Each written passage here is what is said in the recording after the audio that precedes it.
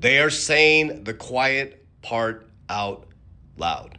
JD Vance was on an interview with a gentleman that talked about Bitcoin Strategic Reserve and the Sovereign Wealth Fund that includes XRP. Now, I'm here to tell you this is probably the most important 3 years of your life. There's no way out other than what I believe is moving the whole system into blockchain technology and crypto. So we're first going to listen to what the gentleman said interviewing JD Vance. Now, to be clear, this is floating around. JD Vance didn't say, yes, it's XRP, yes, it's Bitcoin. We'll listen together. He shares his logic around Scott Bessent.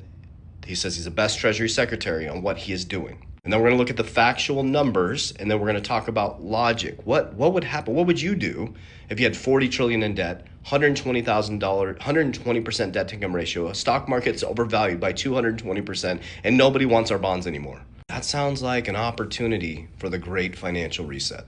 Of course, this is all my opinion, and I'm only going to share with you exactly what I'm doing. What I'm trying to help you do is to get you to logically think about the economy in a different framework. Because guess what? They're not just sitting back. They created a executive order in 2025 to put your 401ks in alternative assets like cryptocurrency, private credit markets. Guys, this is not a game anymore. So we're first going to listen to the video. I'm going to give you the factual numbers, and I'm going to share with you, if I was Scott Bessent, if I was Trump, and I was JD Vance, what would I do with the economy? And I'm putting my money and position it that way.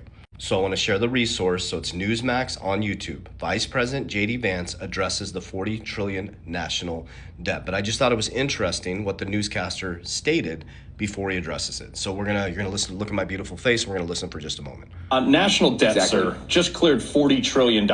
I knocked Congress last night on this show about it. Bank of America is issuing a warning to bondholders.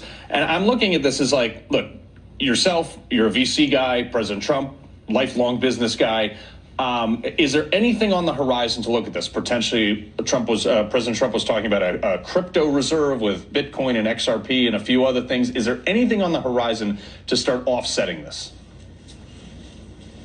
So there are a couple of things the president has talked about to try to address this problem. First of all, he's talked about a sovereign wealth fund because, as you know, actually the stock market, the equity market has performed a lot better than the bond market. There's a weird way where American taxpayers are getting fleeced because of the very high debt charges. By the way, very high debt charges that started under the Biden administration. This is a crisis that we inherited, and I think has gotten better. I'm not saying that everything is fixed, but it has certainly gotten better. Sure. The other thing is that Scott Bessent, the amazing Treasury Secretary, he has had a very